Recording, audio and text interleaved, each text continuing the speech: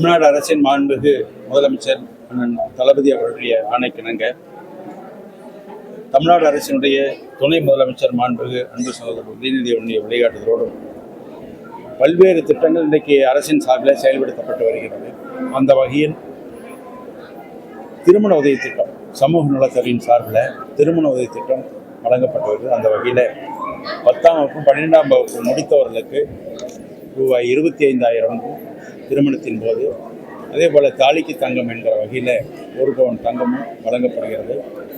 அந்த வகையில் இன்றைக்கு விடுபட்டவர்களுக்கு 2வது பட்டியலாக இன்றைக்கு நம்முடைய திருப்பூர் மாவட்டத்தில் 74 பயனாளிகளுக்கு இந்த திருமண திட்டம் வழங்கப்பட்டிருக்கிறது. அதே நேரத்தில் பட்டப்படிப்பு படித்த பெண்களுக்கு திருமணத்திற்கு 50,000 நிதியுதவி, அதே போல் இன்றைக்கு தாலிக்கு தங்கமும் வழங்கப்பட்டிருக்கிறது. அந்த வகையில் இன்றைக்கு இதனுடைய மதிப்பு தங்கத்திற்கு மட்டும் ஏறத்தாழ 74 லட்சம் ரூபாய். அதே போல் இன்றைக்கு திருமண உதவி தொகையும் ஏற்கனவே வழங்கப்பட்டிருக்கிறது. இந்த திட்டத்தின் மூலமாக மட்டும் இந்த அரசு பொறுப்பேற்ற வரைக்கும் ஏறத்தாழ 14 கோடி ரூபாய் நம்முடைய திருப்பூர் மாவட்டத்தில் இந்த திட்டத்தில் மட்டும் பயனாளிகளுக்கு வழங்கப்பட்டிருக்கிறது. அரசு பள்ளியிலும் அரசு உதவிபெறும் பள்ளியிலும் படித்த பெண்கள் வகைகளுக்கு கல்லூரி கல்விக்கு செல்கிற பொழுது அவர்களுக்கு மாத உதவித்தொகை 1000 என்கிற வகையில் புதுமை பெண் என்கிற தலைப்பில் அந்த திருமண திட்டம் வழங்கப்பட்டு வருகிறது. எனவே இந்த வகையில் மட்டுமில்லாமல் அரசு டவுன் பஸ்ஸில் கட்டணமில்லாத பயணம் தாய்மார்களுக்கு, அது மட்டுமல்ல கலைஞர் மகளிர் உரிமை தொகை என்கிற வகையில் 1000 ரூபாய் ஏழை எளிய பெண்களுக்கு அந்த தொகை மாதம் வங்கி கணக்கில் போய் சேர்கிறது. அந்த திட்டத்தின் மூலம் மட்டும் ஏறத்தாழ இதுவரை இந்த 2வது கட்டமாக இந்த 4 நாட்களுக்கு முன்பு கொடுக்கப்பட்ட இந்த தொகை போய் சேர்ந்திருக்கிறது. இப்படிப்பட்ட வகையில் இன்றைக்கு பல்வேறு திட்டங்களை சிறப்பாக செயல்படுத்தி வருகிற மாண்புமிகு முதலமைச்சர்களுக்கும் மாண்புமிகு துணை முதலமைச்சர்களுக்கும் மாவட்ட மக்களின் சார்பாக நன்றி.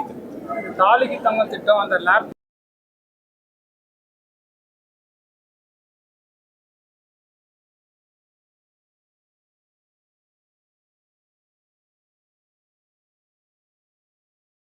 வழங்கப்பட்டது. அதை ஏற்கனவே இந்த விலை ஏற்ற இறக்கத்தின் காரணமாக பல்வேறு சூழ்நிலை அதை தங்கம் சேருவதில்லை. எப்பொழுதுமே வெளியிலே ஒரு ஆர்டர் கொடுத்து அதை சேருவதற்கு காலதாமதமாகிறது. அந்த வகையில் செல்வது அது பதிலாக தான் இப்போ மாத உதவித்தொகை 1000 அரசு டவுன் பஸ்ஸில் கட்டணம் இல்லாத வேணும் வாழ்க்கை தரம் உயர்வதற்கான பல்வேறு திட்டங்கள் சிறப்பாக செயல்படுத்தும்.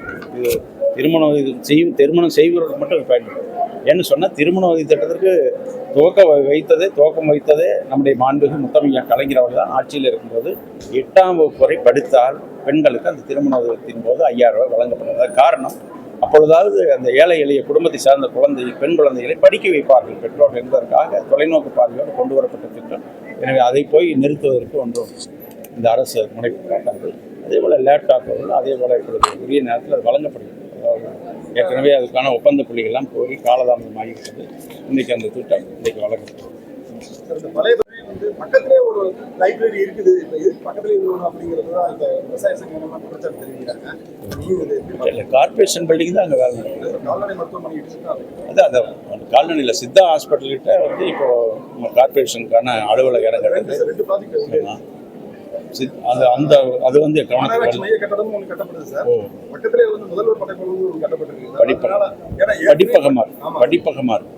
படிப்பகம் இந்த போட்டித் தேர்வுக்கு படிக்கக்கூடியவர்களுக்கு அமர்ந்து ஒரு அமைதியான சூழ்நிலை படிப்பதற்கான ஒரு சூழ்நிலைக்காக அது கொண்டு வரப்பட்டது. கூட்டத்துக்கு பல்வேறு நிபந்தனைகள் விதிக்கப்படக்கூடிய சூழ்நிலையில திருவண்ணாமலையில் நடந்த இளைஞரணி பொதுக்கூட்டத்துக்கு தமிழக அரசு எந்த ஒரு நிபந்தனை விதிக்காம ஈஸியாக அனுமதி வழங்கியிருக்காங்கன்னு சொல்லி அவர் அதிமுக தரப்பு குற்றச்சாட்டு. இல்லை, விதிமுறை கேட்டிருப்பாங்க, வெளியே சொல்ல வேண்டிய அவசியம் இல்லை. காவல்துறை உரிய வழியில் எந்த வழியில் பேருந்து வாகனங்கள் வருது, எந்த இடத்துல நடக்குதுங்கிறது கேட்காம எல்லாம் நிச்சயமாக இல்லை. நாளைக்கு அதில் ஏதாவது அசம்பாவிதம் ஆகிட்டு அப்புறம் அவங்க காவல்துறை தான் பதில் சொல்லணும். அதுக்கு அரசுக்கு அதில் பிரச்சனை வரும். ஏன்னா அதெல்லாம் கேட்டிருப்பாங்க. உரிய இடம், அதாவது இது வரைக்கும் அவங்கெல்லாம் நடத்துனது சாலைகள், பெரும்பாலும் நடந்த இடங்கள் போகிற சாலைகள், ரோடுகளில் நடந்தது. அது இடம் நெருக்கடியான இடங்கள் இருந்திருக்குது. இப்போ இந்த சம்பவம், கரூர் சம்பவத்துக்கு பிறகு இப்போ கோர்ட்டுக்கும் இந்த சம்பவங்கள்லாம் போனதுனால அதுக்கான விசாலமான இடங்கள் பார்த்து யார் அனுமதி கேட்கறதோ எந்த பொதுமக்களுக்கும் பாதிப்பு இல்லாமல் போகிறவங்கள நிம்மதியாக போகிற மாதிரி இடங்கள் ஆய்வு செய்து கொடுத்துட்டு இருக்காங்க தகவல். அதே மாதிரி இந்த தமிழக வெற்றி கழகம் ஒரு கருத்து தெரிவிச்சிருக்காங்க. அது அவர் இன்னொன்று பேட்டியில் படித்தேன், யாரும் கற்பனையில் வாழக்கூடாதுன்னாரு. அவர் தான் கற்பனையில் வாழறது.